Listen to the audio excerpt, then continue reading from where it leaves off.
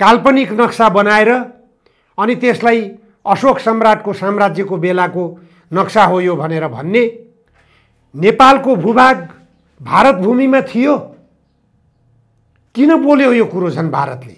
यो दलालवादी व्यवस्थामा रमाइरहेका, विदेशी शक्तिसँग लम्पसार परिरहेका एमसीसी सम्झौताका दलालहरू, नागरिकता विधेयकका दलालहरू, भारतीय विस्तारवादका दलालहरू समाजवादी मोर्चाको नामबाट विदेशी साम्राज्यवादी शक्तिले यहाँ सैनिक ब्यारेक बनाउन खोजेको भन्ने कुरा के हो? दर्शक महानुभावहरू नमस्कार। जनधारणा खबरको युट्युब च्यानलमा यहाँहरूलाई स्वागत गर्न चाहन्छु। म निमकान्त पाण्डे। आज 2080 असार 6 गते बुधबार नेपाल कम्युनिस्ट पार्टीका महासचिव विप्लव सिंहले एउटा डरलाग्दो खुलासा गर्नुभएको छ। समाजवादी मोर्चाको निर्माण गर्नुपर्ने आवश्यकता किन महसुस गरियो? यो विषयमा पत्रकारले सोधेका प्रश्नको उत्तर दिने क्रममा उहाँले भन्नुभएको छ, साम्राज्यवादीहरूले नेपालको राजधानीमै र अन्य विभिन्न ठाउँमा सैनिक ब्यारेक राख्ने षड्यन्त्र गरिरहेकाले त्यो षड्यन्त्रलाई चिर्नको निम्ति, त्यो षड्यन्त्रलाई असफल पार्नको निम्ति समाजवादी मोर्चा आवश्यक भएको हो। त्यसलाई असफल पार्नकै निम्ति समाजवादी मोर्चा निर्माण गरिएको। यो निकै डरलाग्दो रहस्य उहाँले खुलासा गर्नुभएको छ। हुन त एमसीसी सम्झौता पारित गर्दैखेरिदेखि यो सम्भावना बढेर गएको थियो, नेपालमा अमेरिकाले आफ्नो सैनिक ब्यारेक राख्नेछ। एसपीपी सम्झौता गराउन खोजिएको थियो। एमसीसी सम्झौता एक किसिमबाट भित्रभित्रै भइसकेको आशंका पनि गरिएको छ र अमेरिकाले एसपीपी र एमसीसी को आडमा नेपालमा सैनिक ब्यारेक राख्न सक्ने सम्भावनालाई एमसीसी सम्झौता पारित गर्दैदेखि आवाज उठेको हो। बौद्धिक क्षेत्रबाट आवाज उठ्यो, सडकबाट ठुलो विरोध भयो। तथापि अहिलेका विप्लव नेतृत्वको नेकपा बाहेकका समाजवादी मोर्चामा रहेका अरू सबै राजनीतिक दलहरू, माओवादी केन्द्र, जनता समाजवादी पार्टी र एकीकृत समाजवादी पार्टीहरू समेतको मिलोमतोमा एमसीसी सम्झौता पारित भएको हो। यो एमसीसी सम्झौता पारित गर्नेहरूसँग विप्लव नेतृत्वको नेपाल कम्युनिस्ट पार्टीको समाजवादी मोर्चामा सहभागिताले निश्चित रूपमा केही सन्देश दिन खोजेको हो कि? महासचिव विप्लव सिंहले जानकारी गराउनु भएको यदि वास्तविकता हो भने त्यसको निम्ति देश गम्भीर मोडमा जाँदैछ, देशमा गम्भीर सङ्कट आउँदैछ भन्ने कुरा बुझ्न जरुरी छ। त्यसका निम्ति नेपालका सबै देशभक्त राजनीतिक शक्तिहरू एक ठाउँ उभिएर यस्ता खालका राष्ट्रिय स्वाधीनतामाथि हुन सक्ने हमलाका विरुद्ध एउटै आवाज उठाउन जरुरी छ। अन्यथा राष्ट्रिय स्वाधीनतालाई एकातिर पन्छाएर तथाकथित समाजवादी मोर्चाको नाममा डम्फु बजाउन थालियो र आफ्नो कोठरीलाई मात्रै अगाडि बढाउने, आफ्ना दलहरूको, केही सीमित दलहरूको मात्र स्वार्थलाई केन्द्रमा राखेर काम गर्न खोजियो भने निश्चित रूपमा गन्तव्यमा पुग्न सकिँदैन र देश सङ्कटमा पर्ने बलियो सम्भावना रहन्छ। विप्लव सिंहले भन्नुभए जस्तै यदि सैनिक ब्यारेक राख्ने तयारीलाई कमजोर बनाउनको निम्ति, त्यसलाई निस्तेज पार्नको निम्ति समाजवादी मोर्चा निर्माण गरिएको भने त्यो कुरा मोर्चाकै तर्फबाट सार्वजनिक अभिव्यक्तिका रूपमा पनि आउनुपर्ने हुन्छ। होइन भने यसरी जनतामा भ्रम सिर्जना गर्ने खालका अभिव्यक्तिहरू कसैले पनि दिनु हुँदैन। एमसीसी सम्झौताको आडमा अमेरिकाले नेपालमा सैनिक ब्यारेक ल्याउनेछ भनेर त्यति बेलै आवाज उठाइएको थियो। तर नेपाली काङ्ग्रेसका महामन्त्री गगन थापाले यदि एमसीसी सम्झौताको आडमा अमेरिकाले सैनिक ब्यारेक ल्यायो, अमेरिकी सेना नेपालमा आए भने मेरो नागरिकता खोसिदिनु, मलाई चारपाटे मुण्डन गरेर देशबाट निकाला गरिदिनु भनेर बोल्नुभएको थियो। यो बोलीसँग लोली मिलाउने काममा प्रचण्ड र माधव नेपाल, उपेन्द्र यादव पनि हुनुहुन्थ्यो। उहाँहरूको अवधारणा के छ त? त्यसकारण मैले भनिरहेको छु, समाजवादी मोर्चाको नामबाट विदेशी साम्राज्यवादी शक्तिले यहाँ सैनिक ब्यारेक बनाउन खोजेको भन्ने कुरा के हो, यो स्पष्ट पार्नुपर्छ। यहीँनिर अर्को एउटा चर्चा गर्नुपर्ने विषय मैले के देखेको छु भने परराष्ट्र मन्त्री एनपी साउदले हिजो संसदको रोस्टरमा उभिएर जानकारी गराउनु भएको छ। भारतले अखण्ड भारतको नक्साबारेमा नेपालले राखेको जिज्ञासा नेपाली दूतावास मार्फत भारत सरकारले जवाफ दिएको छ भनेर खुलासा गर्नुभएको छ। तर उहाँले खुलासा गर्ने क्रममा भारतको जवाफ के आयो भन्ने कुरा जो सुनाउनु भएको छ त्यो झनै उदेक लाग्दो स्पष्टीकरण भारतबाट आएको बुझिन्छ।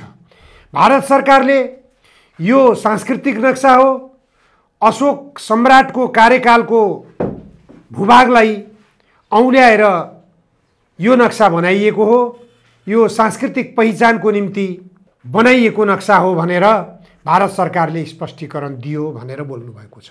सबभन्दा पहिले बुझ्नुपर्ने कुरा त के हो भने यो झनै भारतको डरलाग्दो स्पष्टीकरण हो।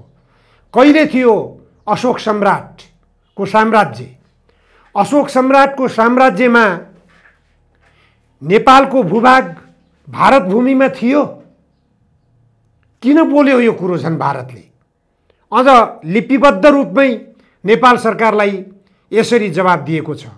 यस सम्बन्धमा भारतका पत्रकारहरूले पनि भारत सरकारकै अर्को मूर्खता भनेर खण्डन गरेका छन्। अशोक सम्राट कब था? अशोक सम्राट इस मिति में था भनेर भन्न सक्छ भारत सरकारले? अहिलेको नरेन्द्र मोदी नेतृत्वको सरकारले अशोक सम्राट यो मितिमा थियो, अशोक सम्राटको साम्राज्य लुम्बिनी थियो, त्यो भारतको थियो भन्ने कुरा भारत सरकारले पुष्टि गर्न सक्छ भनेर ती भारतीय पत्रकार मित्रले प्रश्न उठाएका छन्। यो प्रश्नको जवाफ भारत सरकारसँग नेपालका आधिकारिक जिम्मेवारीमा रहेका परराष्ट्र मन्त्रीले सोध्नुपर्छ कि पर्दैन? कि परराष्ट्र मन्त्रीलाई नै जानकारी छैन? कि यो विषयमा हाम्रा देशका प्रधानमन्त्रीलाई नै जानकारी छैन? अशोक सम्राट भने सन् कतिमा थियो अथवा विक्रम सम्वतको कतिमा थियो? त्यो लिपिबद्ध होला नि त कतै? त्यो लिपिबद्ध देखाउन सकिन्छ? कल्पनाको आधारमा काल्पनिक नक्सा बनाएर अनि त्यसलाई अशोक सम्राटको साम्राज्यको बेलाको नक्सा हो यो भनेर भन्ने र कुनै जमानामा नेपालको लुम्बिनी अथवा अत्यन्त महत्त्वपूर्ण पुरातात्विक महत्त्वको ऐतिहासिक स्थल लुम्बिनी कुनै जमानामा भारतको थियो अथवा त्यसलाई गौतम बुद्ध भारत भूमिमा जन्मेका हुन्, अहिले नेपाली भूमिमा पर्न गएको छ त्यो भूभाग भनेर पुष्टि गर्नको निम्ति, विदेशीहरूलाई त्यो बुझाउनको निम्ति भारत सरकारले यो सांस्कृतिक नक्साको नाममा दूरगामी ऐतिहासिक महत्त्वको हस्तक्षेपकारी गतिविधि गर्न खोजेको होइन भनेर विश्वास गर्ने ठाउँ छ। नेपालका आधिकारिक व्यक्तिहरूले यो विषयको स्पष्टीकरण दिनुपर्छ। भारतले दिएको स्पष्टीकरण नेपाली जनतालाई सुनाउने होइन। भारतले दिएको स्पष्टीकरण ठिक छ कि छैन त्यो विषयमा छलफल चलाउनुहोस्। आफूलाई यदि जानकारी छैन भने विद्वत वर्गलाई जिम्मा दिनुहोस्। विद्वत वर्गले त्यो विषयमा निष्कर्ष निकाल्छ र त्यो निष्कर्षलाई भारतको सत्ता पक्ष समक्ष संवादको रूपमा अगाडि सार्नुपर्ने हुन्छ।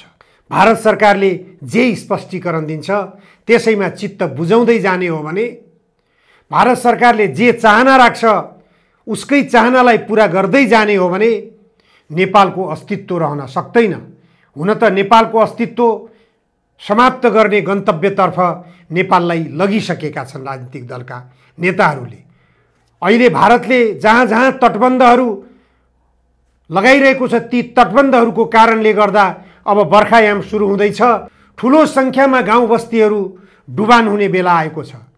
किन यति अग्लो तटबन्ध बनाएर नेपाललाई, नेपाली भूभागलाई डुबानमा परिणत गराउँदैछौ? नेपाली जनतालाई बाढीको सन्तास किन सिर्जना गर्दैछौ भनेर भारत सरकारसँग दुई शब्द लेखेर जवाफ माग्ने हिम्मत समेत यो सरकारले गरिरहेको छैन। त त्यही भारत सरकारको स्वार्थका निम्ति हरेक काम गरिरहेको छ, हरेक काममा लम्पसार परिरहेको छ। विप्लव सी, नेपाल कम्युनिस्ट पार्टीका महासचिव विप्लव सीले उहाँले आफूलाई विप्लव सी भनेर सम्बोधन गर्न भनेर भनिराख्नु भएको हुनाले मैले पटक पटक विप्लव सी भनिरहेको छु। विप्लव सीले समाजवादी मोर्चाको तर्फबाट भारतका यस्ता खाली हस्तक्षेपकारी गतिविधिहरूको विरोध गर्ने आवश्यकता महसुस गर्नुहुन्छ कि गर्नुहुन्न? एक। अर्को कुरो, नागरिकता विधेयकको सन्दर्भमा मैले हिजो पनि प्रश्न उठाइसकेको छु। समाजवादी मोर्चाले प्रमाणीकरण भइसकेको नागरिकता विधेयक एक अवैधानिक रूपमा प्रमाणीकरण भएको छ, त्यो खारेजभागी छ भनेर समाजवादी मोर्चाले भन्न मिल्छ कि मिल्दैन? अनि त्यो समाजवादी मोर्चाका तर्फबाट नागरिकता विधेयकले विदेशी नागरिकलाई नेपाली नागरिकता बनाउने ढोका खोलिरहेको छ। ढोका मात्र होइन, राजमार्ग निर्माण गरिरहेको छ। यो विदेशी नागरिकलाई नागरिकता उपलब्ध गराउने प्रावधानहरू सबै हटाएर नागरिकता विधेयक अर्को तयार गरियोस् र जारी गरियोस् भनेर समाजवादी मोर्चाले आफ्नो अवधारणा राख्न सक्छ कि सक्दैन? भारत सरकारले अखण्ड भारतको नक्सा सार्वजनिक गरेको छ। मैले अघि चर्चा गरिसकेँ, त्यो अखण्ड भारत अशोक सम्राटको साम्राज्यका बेलाको हो भनेर भनेको थियो। समाजवादी मोर्चाले भारत सरकारलाई स्पष्टीकरण माग्नु पर्यो भनेर सरकारलाई निर्देशन गर्न सक्छ कि सक्दैन? यही मोर्चामा प्रधानमन्त्री प्रचण्ड समेत हुनुहुन्छ। अशोक सम्राट इस्वी सन् कतिमा थियो? अशोक सम्राटको साम्राज्य, जुन साम्राज्यको बेला लुम्बिनी पनि भारत भूमिमा परेको थियो भनेर पुष्टि गर्न सक्छ? समाजवादी मोर्चाले यो कुरा सोध्न सक्छ कि सक्दैन? त्यसैगरी वैदेशिक रोजगारीमा गएका नेपाली युवाहरूलाई गम्भीरतापूर्वक समाजवादी मोर्चाले लिन सक्छ कि सक्दैन? अहिले जति पनि युवाहरू वैदेशिक रोजगारीमा पुगेका छन् उनीहरूले त्यही भूमिमा नागरिकता प्राप्त गरेर त्यतैतिर बसोबासको थातथलो व्यवस्था गरिरहेका छन्। आफ्ना बच्चाहरूलाई उतैतिर पढाउने बन्दोबस्त गरिरहेका छन्। 80 लाखको सङ्ख्यामा रहेका नेपाली युवाहरूको यो अवस्था संसारका धेरै मुलुकहरूमा भइरहेको छ। यो तथ्याङ्क सङ्कलन गर्ने हो भने स्पष्ट हुने कुरा हो। तर हेक्का रहोस्, अहिले ती वैदेशिक रोजगारीमा गएका युवाहरूले पठाएको रेमिट्यान्सबाट यो देश चलिरहेको छ। समाजवादी मोर्चाले यो विषयमा अवधारणा सार्वजनिक गर्ने कि नगर्ने, यो विषयको गम्भीरतालाई अध्ययन गर्ने कि नगर्ने, ती युवाहरूले आफ्ना पितामाताहरू जीवित छँदासम्म अहिले वयोवृद्ध अवस्थामा वैदेशिक रोजगारीमा गएका युवाहरूका पितामाताहरू घरमा भएका हुनाले उनीहरूले रेमिट्यान्स पठाइरहेका छन्। उनीहरूको निम्ति बाध्यता छ। अहिले यो नागरिकता विधेयक जो आइरहेको छ, यो नागरिकता विधेयकले वैदेशिक रोजगारीमा गएका र विदेशको नागरिकता प्राप्त गरेका युवाहरूले नेपालमा सम्पत्ति खरिद बिक्री गर्न पाउने भनेर पनि अधिकार दिएको छ। नेपालमा खरिद गर्न कोही पनि आउनेवाला छैन। वैदेशिक रोजगारीमा गएका युवाहरू किन आउँछन्? उनीहरू स्वयं वैदेशिक रोजगारीका क्रममा विदेशको नागरिक बनिसकेका छन् र उनका बालबच्चाहरू पनि उतैतिर नागरिक बन्ने अवस्था भोलि बाध्यता हुनेछ उनीहरूको लागि। जबसम्म उनीहरूका पितामाताको स्वास्थ्य अवस्था ठिक रहनेछ अथवा पितामाता जीवित रहनेछन् तबसम्म मात्र उनीहरूले नेपालमा रहेको आफ्नो सम्पत्ति राख्ने कुरा आउँछ। अन्यथा बिक्री गरेर त्यो सम्पत्ति पनि लिएर जानेछन्। त्यसपछि जब ती नेपाली युवाहरू वैदेशिक रोजगारीमा गएका युवाहरू जो विदेशको नागरिक बनिसकेका छन् उनीहरू विदेशतिरै बस्न थाले भने उनीहरूले रेमिट्यान्स पठाउन बन्द गर्नेछन्। त्यो अवस्थामा नेपालको आर्थिक अवस्थाको हालत के हुनेछ? त्यसकारण रेमिट्यान्सबाट देशको बजेट धान्ने, देशको वार्षिक बजेट चलाउने यो चिन्तनबाट माथि उठ्न जरुरी छ। समाजवादी केन्द्रको दृष्टिकोण, समाजवादी मोर्चाको दृष्टिकोण के छ यसमा? विप्लव सीले यो बारेमा पनि स्पष्ट गर्न समाजवादी मोर्चालाई अगाडि सार्न जरुरी छ। नेपाली युवाहरूलाई यसरी नै वैदेशिक रोजगारीमा पठाउने, देशभित्र रोजगारी सृजना नगर्ने, देशलाई आत्मनिर्भर बनाउनतर्फ ध्यान नपुर्याउने, देशमा कृषि उत्पादन बढाउने र रोजगारी बढाउने वैदेशिक रोजगारीमा गएका युवाहरूलाई देशभित्र आउन आह्वान गर्ने प्रेरित गर्ने तर्फ समाजवादी मोर्चाको कार्यक्रम के छ त्यो सार्वजनिक गर्न अहिलेको यो मोर्चामा आबद्ध सत्ता गठबन्धनमा रमाइरहेका अझ संसदवादी यो दलालवादी व्यवस्थामा रमाइरहेका विदेशी शक्तिसँग लम्पसार परिरहेका एमसीसी सम्झौताका दलालहरू, नागरिकता विधेयकका दलालहरू, भारतीय विस्तारवादका दलालहरू, यिनीहरूसँग समाजवादी मोर्चा निर्माण गरेर महासचिव विप्लव सीले जुन आफ्नो राजनीतिक पतनको कार्यदिशालाई सङ्केत गरिरहनु भएको छ, यदि तपाईको कार्यदिशा पतनतर्फ उन्मुख होइन भने समाजवादी मोर्चाका तर्फबाट मैले माथि औल्याएका विभिन्न राष्ट्रिय स्वाधीनताका मुद्दाहरू र आत्मनिर्भरताका मुद्दाहरूलाई उठाउन समाजवादी मोर्चाका तर्फबाट यदि पहल कदमी गर्न सक्नुभयो र समाजवादी मोर्चालाई त्यसमा घिसार्न सक्नुभयो भने यो समाजवादी मोर्चाको सार्थकता पनि बढेर जानेछ र अन्य आफूलाई यो समाजवादी मोर्चाबाट अहिले पनि अलग धारमा राखिरहेका, आफूलाई क्रान्तिकारी धारका ठान्ने कम्युनिस्ट पार्टीहरू पनि यसमा समेटिन सक्ने र बृहत समाजवादी मोर्चा निर्माण हुन सक्ने बलियो सम्भावना पनि रहन्छ। के त्यतातिर समाजवादी मोर्चामा रहेका राजनीतिक दलका 4 शीर्ष नेताहरूको ध्यान पुग्न सक्ला? आगे समाजवादी मोर्चाका 4 जना नेताहरूलाई चेतना भया। हस्, आजलाई यति मात्र। धन्यवाद, नमस्कार।